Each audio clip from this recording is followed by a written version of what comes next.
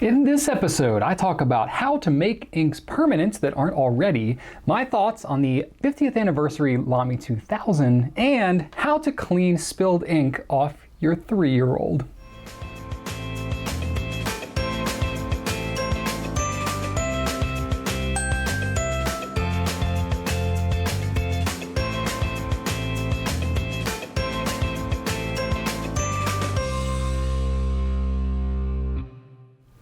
Hey everybody, Brian Goulet here of GouletPens.com, and it is episode number 129 of Goulet Q&A. I took off last week because Jenny, our awesome videographer here, was taking a well-deserved vacation, so she was out, and so she worked ahead and did an interview that I did with Myke Hurley back when I went to the Atlanta Pen Show. So that was really cool. Thanks, Myke, for being patient on that one. I hope you guys enjoyed that.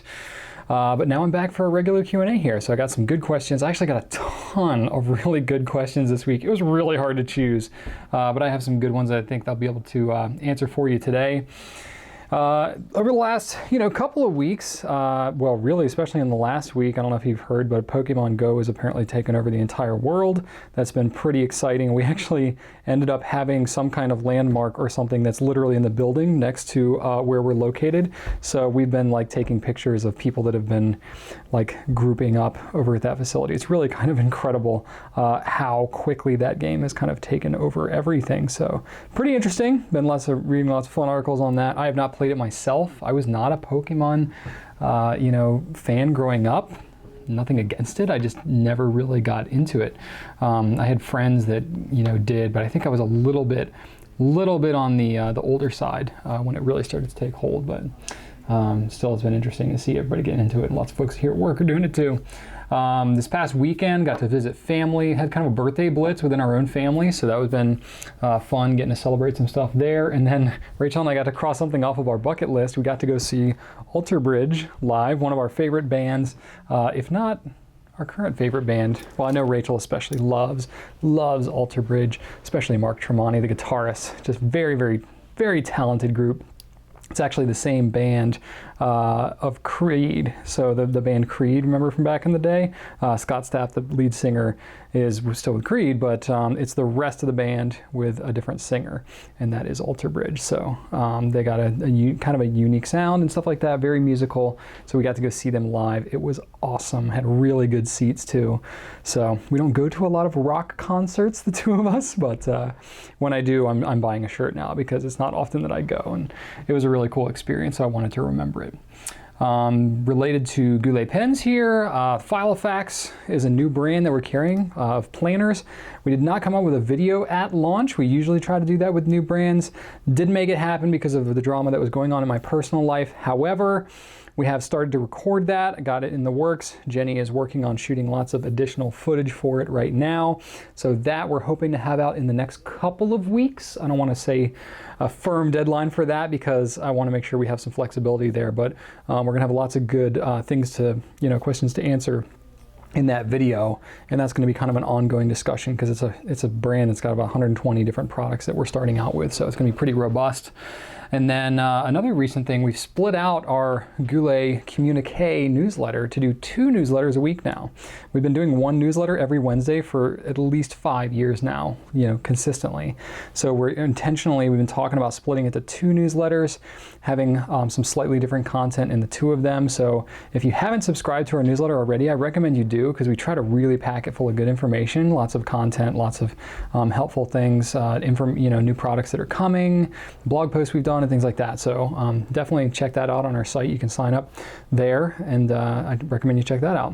Also, we're going to have a short video on the Visconti Homo Sapiens London Fog, which I have right here. I've been playing with a little bit. So I've been a little slower on the videos lately because of my personal life, but I'll go ahead and show you the London Fog. So this is a numbered limited edition Visconti Homo Sapiens. So normally the Homo Sapiens is, of course, famously made of volcano.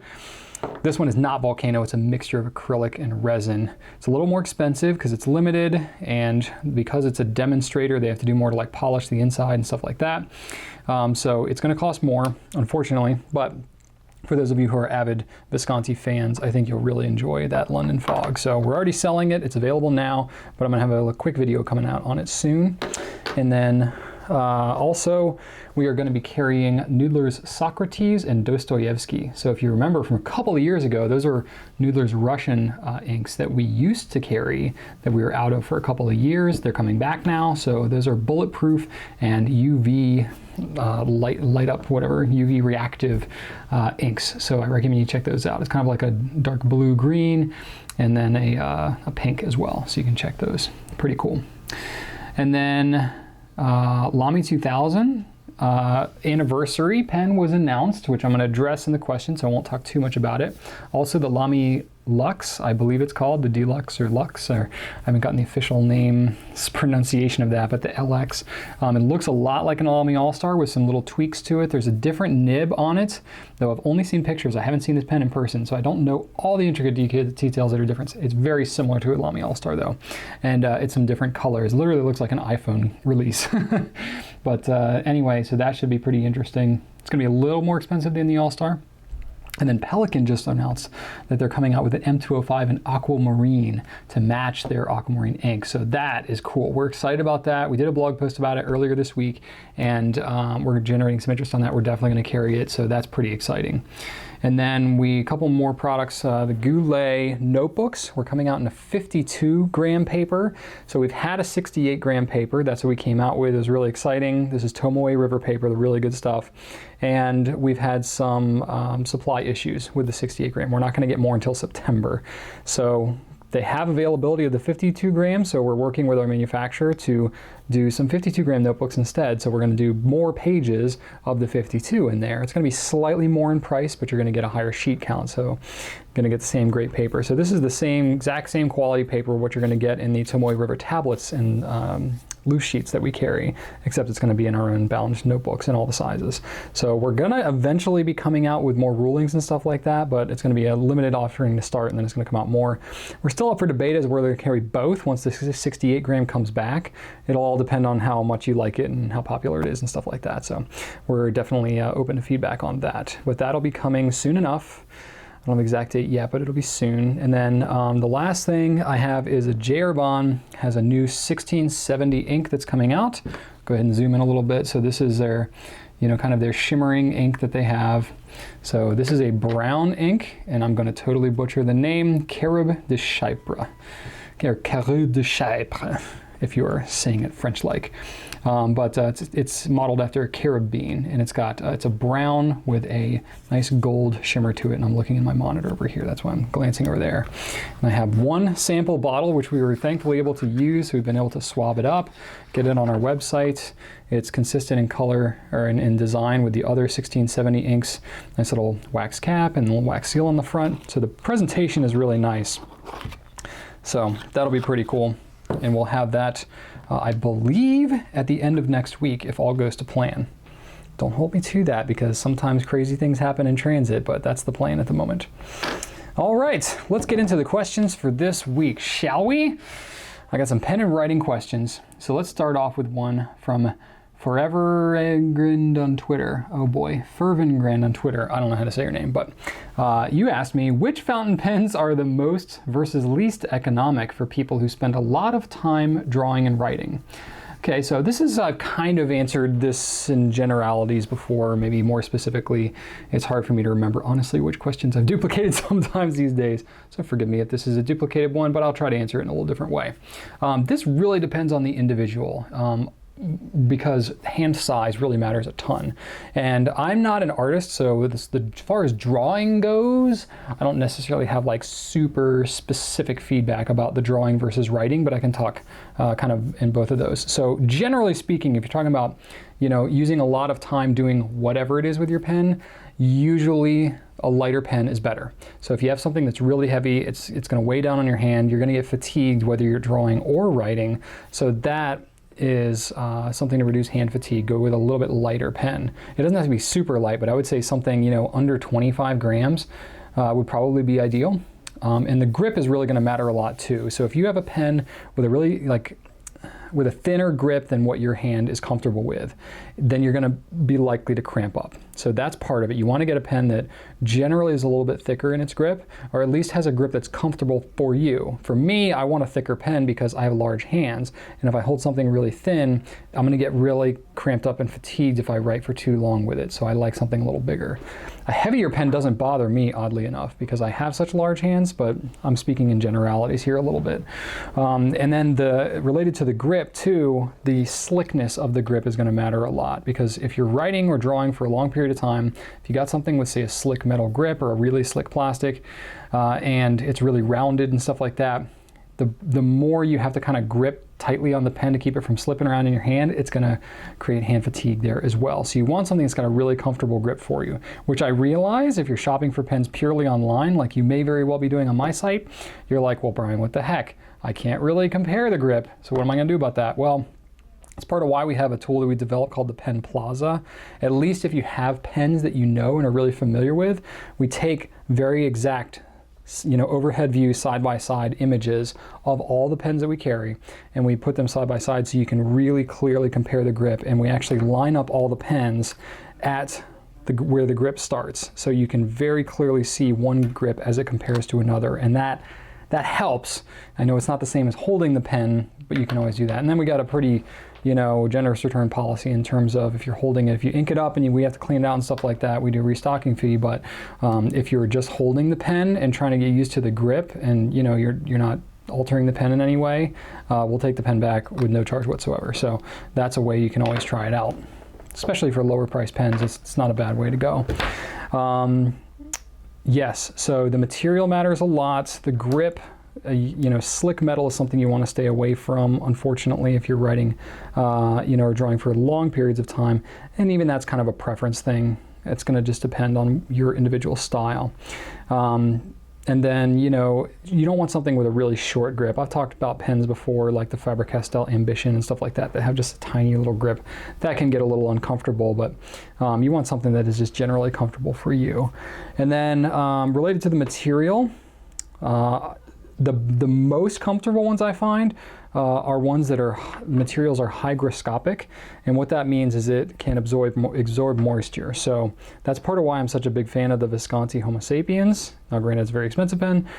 That's a reason why ebonite is such a revered material in the fountain pen community, not just because it's a vintage throwback, but because the material actually helps to wick away moisture from your fingers.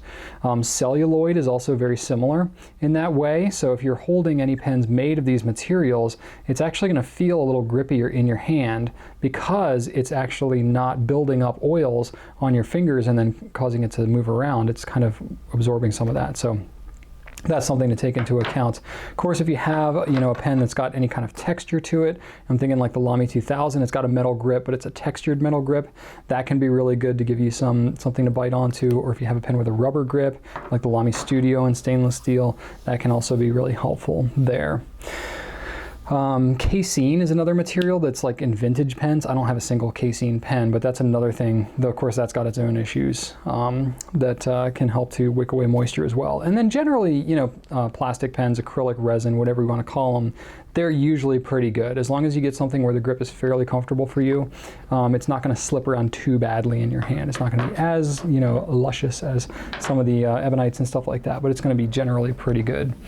When it comes to the nibs, this is really where preference comes in a lot. So I really like smooth nibs. I find that the smoother the nib, the less fatiguing it is for me. Other people feel very, very differently. They feel like if they have a really smooth nib, they're having to grip extra hard to keep it from slipping all over the place. I really think it's a preference thing. So you might like a little bit of bite on your nib. A lot of that will come to paper too, but you get a little bit of bite. That way you're feeling like you're not having to try to control it quite as much.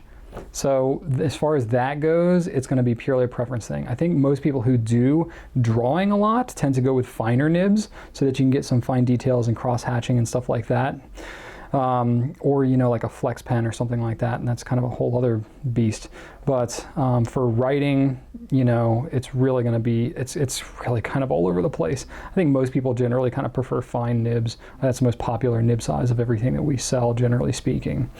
So some pens, specific pens that I have that I know people kind of traditionally like. One for drawing is the Lamy's. Lamy Joy is not a super popular pen, and I don't even have a nib on this one. That's why it looks all black. But the Lamy Joy is a longer pen. You can actually post it. Not a lot of people know that. It's a little weird posted, but I know specifically Liz Steele, who's a very popular urban sketcher I've interviewed here before. She loves the Lamy Joy. She has one in white, and she loves to use it because she likes the balance of it and things like that. So that's her pen of choice. But a lot of people use the Safari and the All-Star, the Vista, things like that. All very similar format to this, not quite as long, but that's a popular one for drawing. You can swap different nibs on it, gives you some options there. Another one is the Platinum Carbon Desk Pen. So this, again, is similar to the Lamy Joy in kind of that, like, desk pen type of design to it. You can get this one in an extra fine. This is a Japanese extra fine, so it gets really fine on there. But I like this one a lot too, so that might be worth checking out. And it's inexpensive as well. It's only like 12 bucks or something. The Pilot Falcon is one that I know can be popular for both writing and drawing because it's got a very soft nib that you can get some good, line variation out of it. So this is generally a pretty popular one, a little pricier there. Noodler's Ahab, of course any of the Noodler's flex pens you can use for drawing or writing, but I personally kind of prefer the Ahab just because for me it's a little more comfortable pen to hold, but that might be a good one for you to check out. And then for writing, of course, there's lots of good answers. I have pens that are my preferences. Some of my, all-time fallbacks are, the Pilot Custom 74. Of course, I love that pen in blue, of course. But just really smooth nib. The balance is really nice, even when it's posted. Some pens that are, especially that are this long, tend to be really back weighted when they're posted, but it's very, very comfortable for me. I've written many, many, many hours with this pen, and it's a tried and tested one for me. Lamy 2000, of course, is a very popular one. I enjoy this one very much. It can take a little bit of getting used to it first, but I use an extra fine nib, and then I've got a medium one as well. That I enjoy both of those. And then another one that I keep coming back to is my Visconti Homo Sapiens. Of course, not everybody can, spend this much on a pen. I totally understand that. It's something that I have very much worked up to over the last 6.5 years before I got one. But it's got that kind of grippiness. I love the cap action. So I end up using this a lot for quick notes. I've actually been carrying this around in my pocket for gosh, the last month now.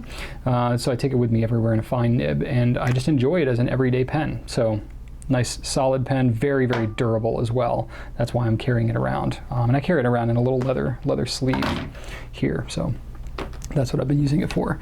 And then another one that I forgot to grab, actually, I think I have it right here, is the Edison pens. So I of course, I'm affiliated with Edison with the Nouveau Premier, but this ends up being a great pen if you like a nib with just a little hint of bite to it. Edison's are really great. Of course, I love the Premier, helped to design it and stuff like that years ago. And then the Collier as well actually ends up being very popular. It's actually a really pretty fat pen. It doesn't post or anything, but it's one of the most popular Edison pens out there. So another very cool one. And then I want to give an honorable mention to the other Lamy pens, the All-Star, the Pilot Metropolitan, which I'm also a huge fan of. Not necessarily one I like to write with for a long period of time because the grip's a little thin for me, but it's a great price, very durable, and so that I know is an extremely popular pen. And then I'd be remiss if I didn't mention a Jinhao pen with a Goulet nib on it. Honestly, for the price, it's pretty tough to beat that. And Jinhao 159 is a little heavy. Those pens tend to be a little bit on the heavy side, but a lot of people love to swap those nibs out and put them on there. That's part of why we offer it, and ends up working really well. So hopefully that's something exciting for you. Of course, leave any comments if you have any of your own opinions as well. It'll be helpful to share. All right, next question. This is from Alexander T on Facebook.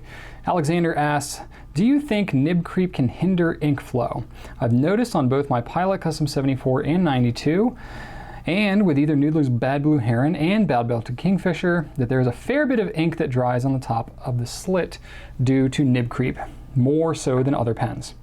It doesn't seem to be as much of a problem on steel nibs. Would it be best to wash it off periodically between full flushes or cleans?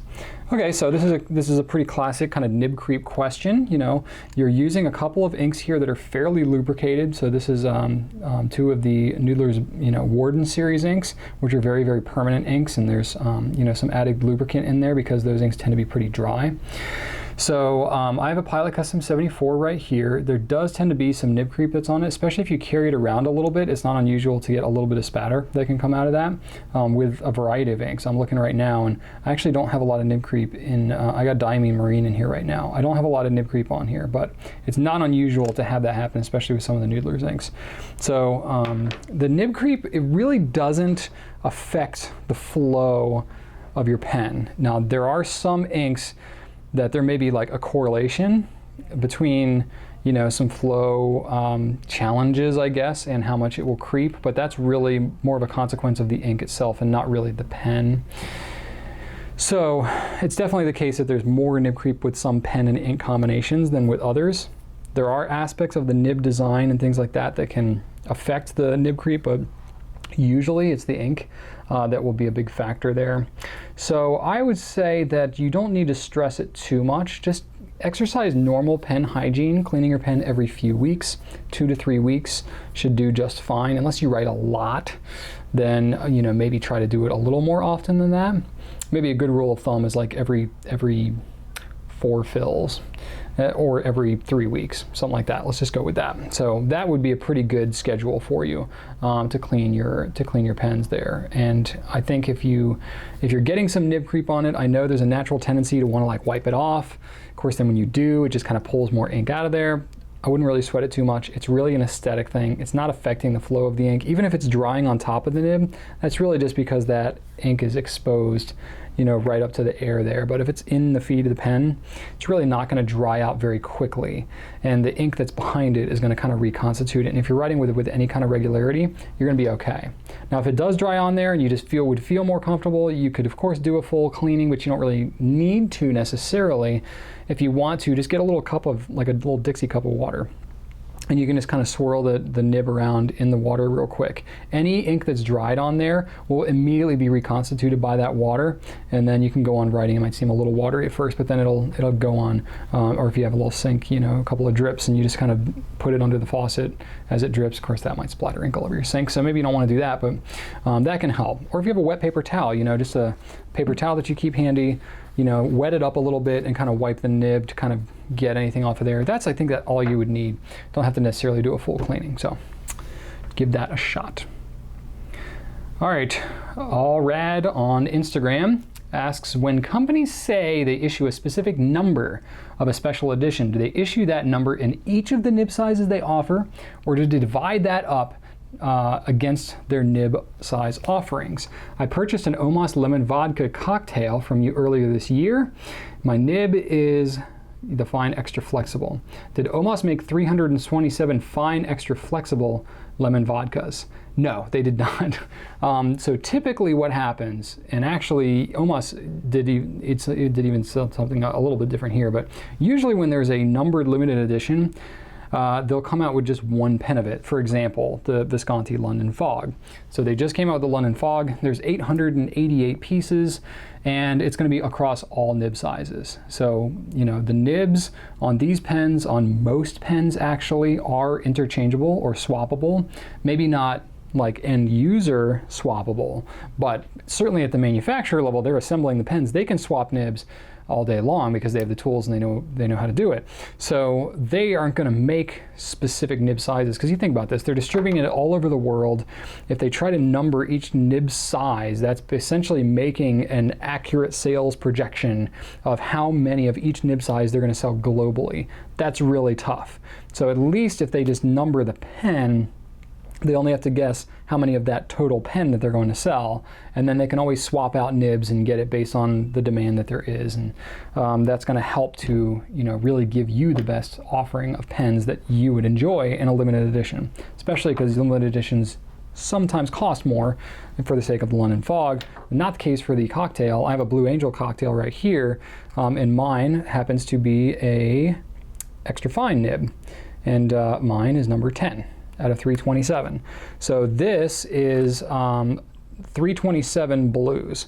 So it's not that there's extra fines, 327 of those, it's 327 of all the blues. Now there's also 327 yellows like you have, and then 327 of the Bloody Marys as well. So Omos happened to come out with a collection of these limited ones in the different colors. It was 327 of each color, but that's across all nib sizes. So I think most of the time when I see limited edition pens, it's just one single color, like the London Fog. And then they'll mix up the nib sizes. Sometimes companies will do a certain numbers of fountain pens and certain numbers of roller balls or ballpoint pens, because a lot of fountain pen, companies make other types of pens too, even though I generally don't want anything to do with them. Most of you don't either. But that's usually how they do it, because believe it or not, a lot of pens worldwide will sell more roller balls than fountain pens. Don't know how, but that's what I hear. I have no firsthand experience with that, but that's how it works. So yeah, hope that provides you some kind of clarity there, but it can vary a little bit from one pen maker to another. It really depends on how they do it. There's no standard for this kind of things. It's just kind of like generally accepted practices based on kind of the fountain pen community. All right, I got an ink question here. This is from Skitch2310 on Instagram. Is there anything you can add to non-permanent inks to make them permanent? If so, does it affect the ink in any other way? Yes, so there are essentially they're permanent dyes that you can use. So there's no like one single magical thing that you can drop into your ink to all of a sudden it becomes permanent.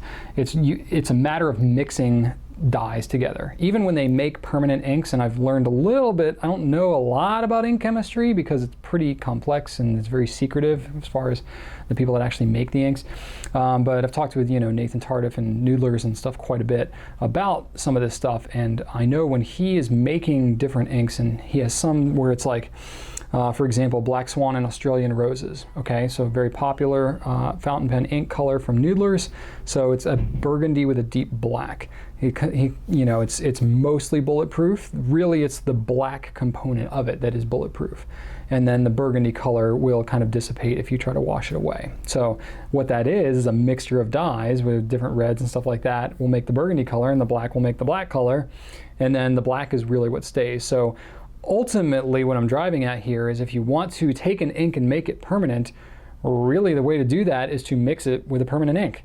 Now, of course, it depends on how you're mixing. We're getting to ink mixing, and that's a bit of its own experimentation anyway.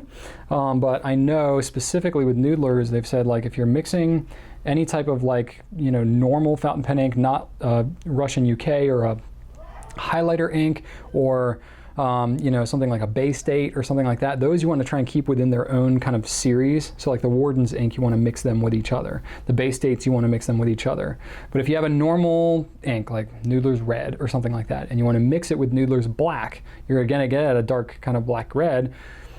Well, then the black component of the ink is going to be permanent. So it's not that you're going to turn the red into a red permanent ink, but you're going to get a permanent ink in the end. So maybe you could get at something with a mixture of permanents and stuff like that, and you could get into some fun experimentations if you wanted to try to match some of your other colors with a permanent one. But generally speaking, there's usually a pretty decent number of permanent inks that are available, but you can't get like super hyper specific as to the hue of ink you're going for, because there's just way more non-permanent inks than permanent ones out there. So you're gonna have to mix it with something.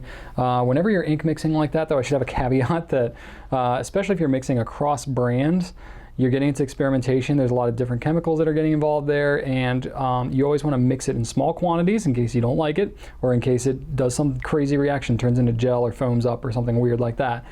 So mix it aside, set it aside for several hours, and then kind of test it out and see if it's kind of normal and still acts like regular ink, and then put it into a pen that is kind of an experimental pen you have. Don't take your brand new London Fog, fill it with your latest ink experiment, and find out, oh, it actually gels up in the pen and now my pen is ruined. So you don't want to do that. So experiment with some stuff that you don't mind being experimental with. And then I did want to talk about one ink specifically that is Noodler's Blue Ghost. So it's an invisible ink. So if you're not if you're not trying to necessarily turn your ink into a permanent ink, but you want some kind of permanent forge resistance quality to it, for the sake of like signing a check or some important document, you can actually mix a little Blue Ghost in with whatever normal ink that you're using. Again, disclaimer, you got to experiment first. It will make it so that it will be bulletproof and traceable. Even if the regular color washes away, you'll still be able to have that Blue Ghost that's left behind, and you can especially see it under UV light. So that's kind of a cool little thing you can do. So if you want to be all sneaky, somebody thought they were going to be able to wash away your, you know, check information. Well, guess what? There's some permanent ink on there. So kind of a fun little thing. And then there's some resources out there. The Fountain Pen Network is a decent resource. They have some ink mixing threads on there that you could go check out. I'm sure there's some stuff in there. I didn't look specifically, I'm sorry I ran out of time, but I didn't look specifically about threads about, you know, permanent ink mixing, but I know there's some stuff on there that you could go check out. All right, I got a personal question here this week. This is from Cad and Pen on Instagram. Says, I'm just interested to know, where did Brian get that weird looking yet still kind of awesome clock? It is a clock, right? So I don't know exactly what you're talking about because I have two different ones. But yes, they are both clocks. So I have this one that I normally keep up on my, right up here. And then I have another small one that I've been keeping on my desk. I actually have the face out of it right now because I'm trying to find a replacement battery. And Jen, my assistant, is taking that and is going to look for the battery. So I don't have it right at the moment, but normally there's a little clock face like this one that goes in here. So I don't know which one you're talking about, but these are both ones that I've made. They are made out of burl wood, and these are natural edge burl. So I was a woodworker before I got into the fountain pen business. That's actually how I got into pen making, is I would turn pens out of wood. And those of you who have been following me for a while are like, yeah, Brian, I know. That's like Brian Goulet 101, right?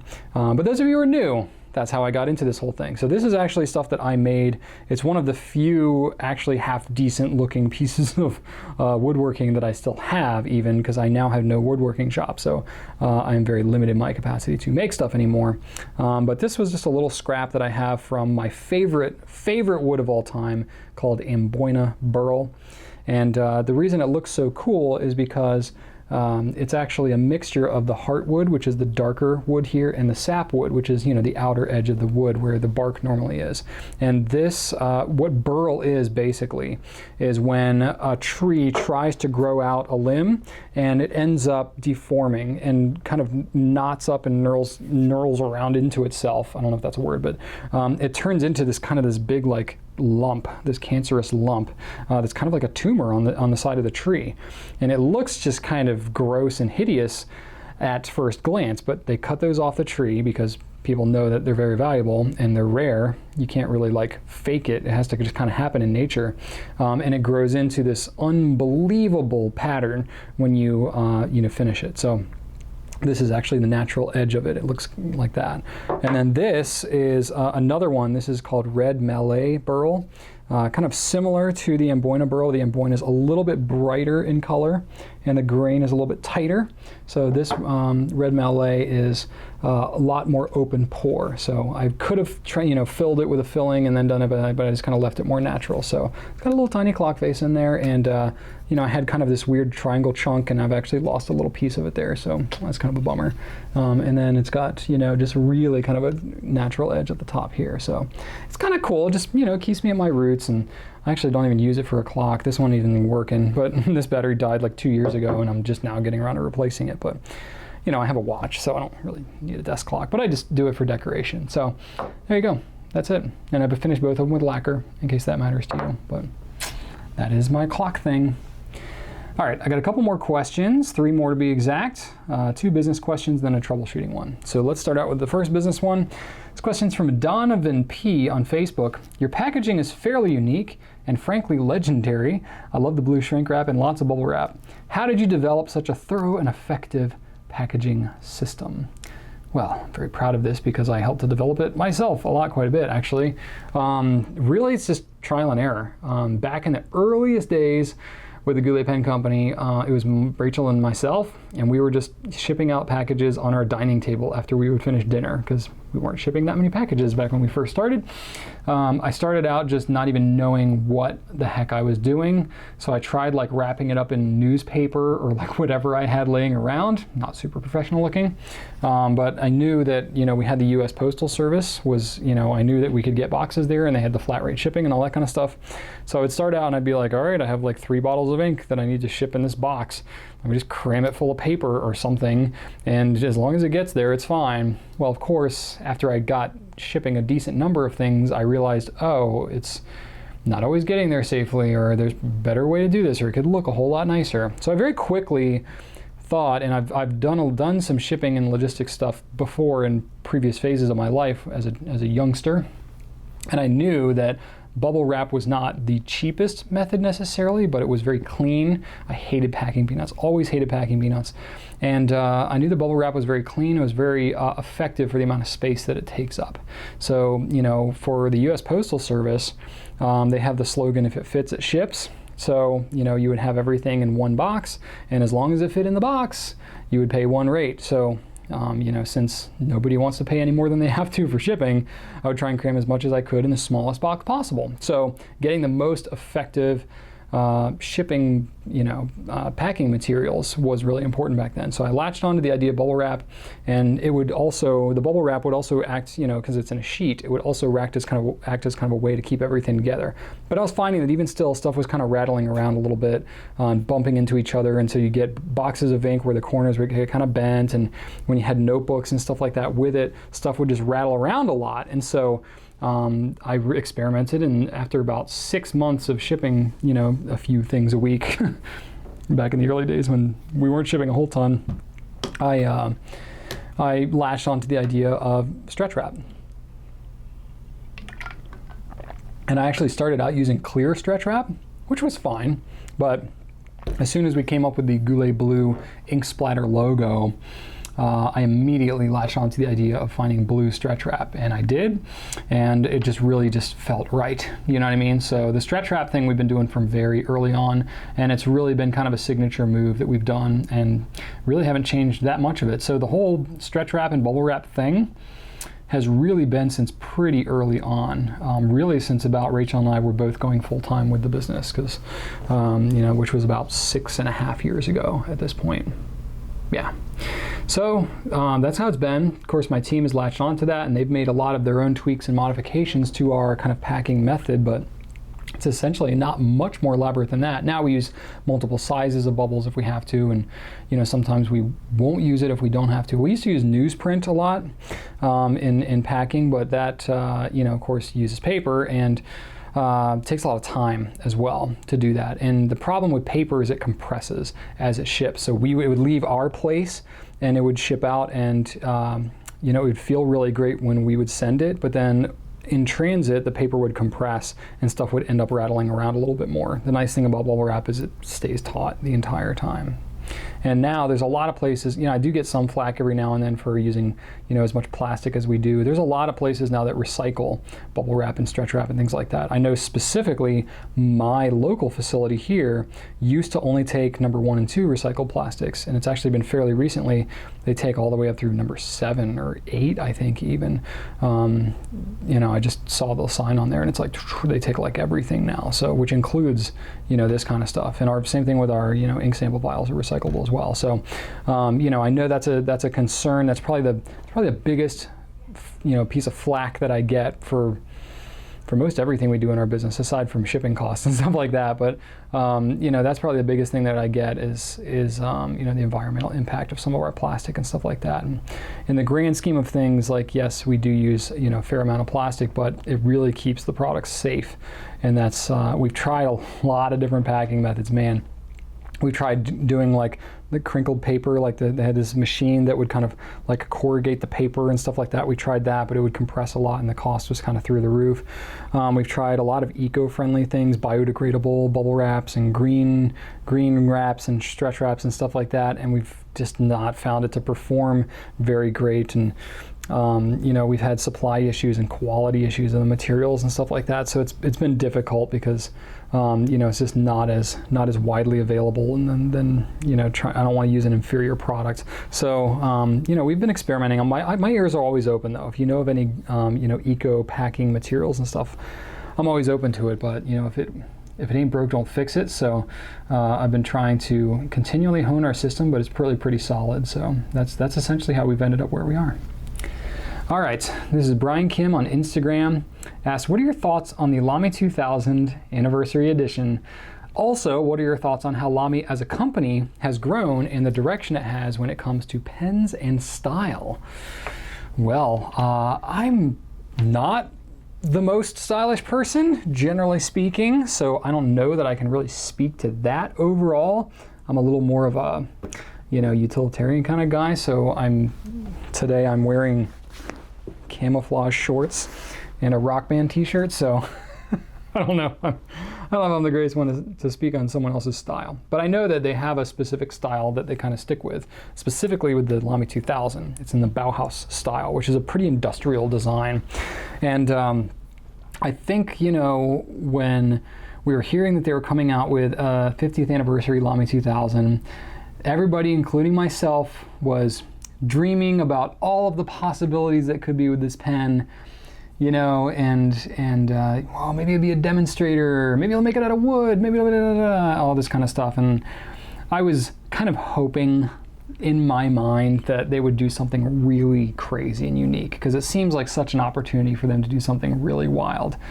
But at the same time, when I really sit and think about it, if you haven't heard about it, it's essentially like a stainless steel pen, but it's got a different finish on it, and it's got a platinum, coated clip instead of the normal stainless steel. So it's going to look a bit different, but it's not like worlds different than the Lamy 2000s they have now. So I think a lot of people are disappointed because it's not some crazy outlandish thing, and the price is going to be up there. It's $590, which is a lot. It's 4 times the price of the Makrolon Lamy 2000. So it's a little bit of a letdown for most people, I think, because I think everybody was hoping for something really wild and unique, kind of like you got the purple Lamy Safari that came out, the dark lilac, and it was like, yeah, and it just huge response to that. And I think this one feels like really safe, and pretty premium in its pricing. So I can understand where there would be some disappointment there. I really can, because I feel it too. But at the same time, when I really think about, all right, Lamy as a company and what they're trying to do with this 50th anniversary, they're really making it a collector's item, and it's not a mass-produced pen in the grand scheme of things. I recently read an article. I'm not privy to any of their numbers or sales data or anything like that, but I read an article publicly somewhere, I forget where it was, that wrote something up about Lamy saying they make about 7 million pens a year. That's a lot of pens. I sell a few of those, but not anywhere near 7 million. So even that number, I was like, holy moly, 7 million pens is a lot of pens. And they're only coming out with 5,000 of their 50th anniversary Lamy 2000s. So think about 5,000 out of 7 million. I haven't done the math on that yet, but it's not that many. So really, they're not going for mass appeal. They're not going for trying to get this pen into every Lamy fan's hands. It's a pretty exclusive item, and they've kind of priced it that way. So I think that they're going to sell all 5,000 without even a thought. And we're going to get our hands on some of them, which I'm actually very honored by. And though I don't have direct contact with the higher ups at Lamy, I've been told that they're aware of Goulet and what we do and all we represent, which is kind of cool. So I definitely don't mean to speak any ill of them whatsoever. I think that they have a very conservative design that they're going with. The fountain pen, the Lamy 2000, it was their flagship pen. They came out with it the first year they became a company. It's been 50 years now. They've never done anything crazy with the Lamy 2000. They've made some minor tweaks over the 50 years. And this, to me, feels more in line with what the Lamy 2000 has been over the last 50 years.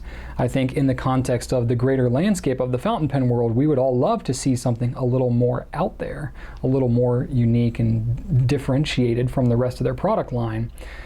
So I think they're just kind of staying more kind of true to what they want to do and a little less to, you know, what we all get excited about, which is crazy new cool stuff. So, you know, I don't really know.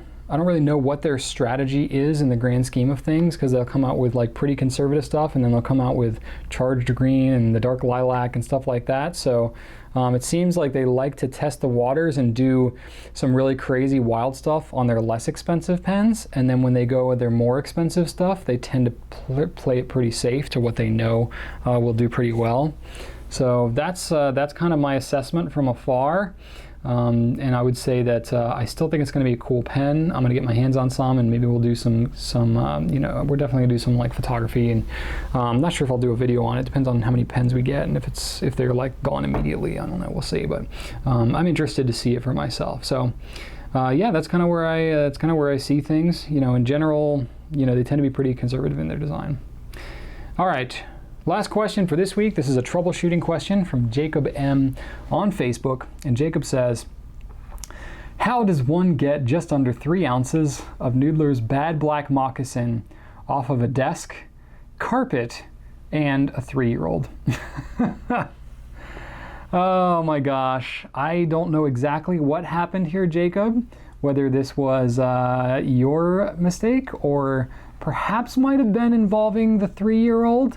Having 2 young children myself, I can definitely see how that might have happened.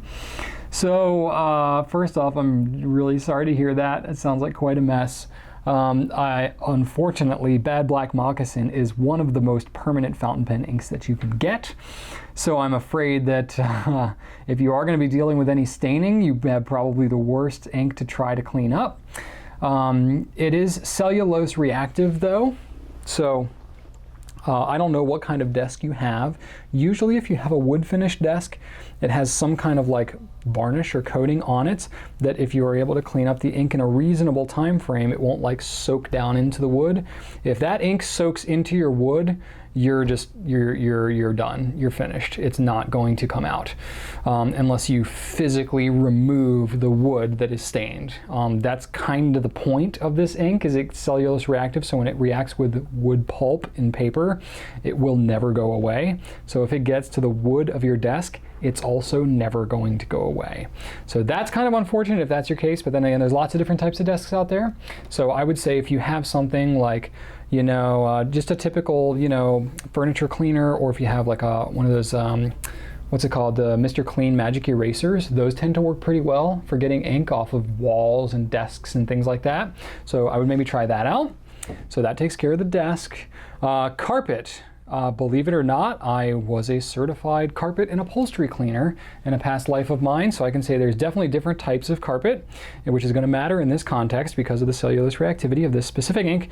If you have a cotton or a jute rug or a wool rug, you are completely up a creek, because these are all natural materials with cellulose in them, and it's going to stain permanently and you're never going to be able to get it out.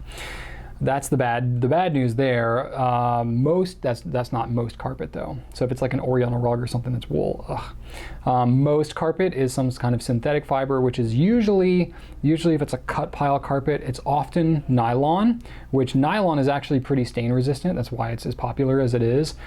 It will stain kind of temporarily, but you can get a carpet professional. Tell them that it's an ink, and they can usually get it out. They're probably going to charge you because it's going to be a bear to actually get it out of there. You're going to have to use some pretty hardcore chemicals to be able to do it.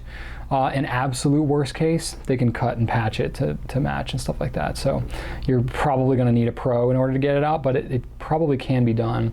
If you have an olefin carpet, this is the only thing that I'm not completely sure about. So olefin is usually what's used in the, oh gosh, what is that carpet weave called now? The, you know, the stuff that's like looped over, gosh, I cannot remember the name of it now. It's usually used in commercial grade carpet. Oh my gosh, I'm completely failing, but olefin is the name of the material anyway. And that stuff is petroleum derivative, so if you spill oil and grease on it, it stains really bad. I'm not really sure about this kind of ink. I think it would probably be okay because it's not cellulose, it's a petroleum derivative, but I'm not 100% sure on that. I would have to I don't know, you'd have to consult a pro. So depending on what kind of carpet you have, if you know or have a way to figure it out, just call a pro and they'll be able to help you out. And then lastly, your 3-year-old, hopefully they did not ingest it, because I can't imagine that being particularly good, but if they just got it on themselves, if it got it on their clothes, the clothes are done. They're just not going to, they're not going to clean up with that ink. But if they got it on themselves, by the time I've answered this question, it's probably already gone. You know, surprisingly, for ink being cellulose reactive and stuff like that, it actually doesn't stick around on your hands very long. It's kind of surprising that way, but it might stain your fingers for a little bit, but it's going to wash off normally. And worst case, your skin naturally sheds itself and regenerates within a relatively short period of time. So if you do stain your kid, they're not going to stay stained for very long. But some things that you could try that are relatively safe for a kid is a dandruff shampoo, hand sanitizer. Both of those things tend to help pretty well when removing ink. And then just normal hand soap. That's another thing to try. So give those a shot. See if that does anything good for you. But I think if you just give it time, it'll naturally work itself out. All right, that's it for this week. Hope this was helpful for you. My question of the week for this week, I'm really curious to know, what are your thoughts on limited edition pens in general? You know, we talked about the Lamy 2000, I mentioned the London Fog, especially these numbered pens that tend to be a little bit more expensive. What do you think about them? Are they worth it? If so, which ones do you think are worth it? I would just love a little bit of banter on limited edition pens, because that's, you know, there's a lot of them out there. Pretty much every company does them for the most part, and I'd just be curious to know your thoughts. So leave a comment on the blog or on YouTube. I would love to hear what you have to say. Thank you so much for continuing to ask questions. I really enjoy doing these Q&As. It feels good to be getting back in the saddle a little bit. If you've been following me personally, you know I've been going through some stuff, but you know, it's really nice to be able to sit down and connect with you this way, get to share very openly like this, getting back into a little bit of groove with the videos, so it feels good. It feels kind of like coming home. So that's really nice. So hope you enjoyed this Q&A. Be sure to visit gouletpens.com if you want to see any of this stuff. And I hope you have a great weekend and a great rest of your week. And right on.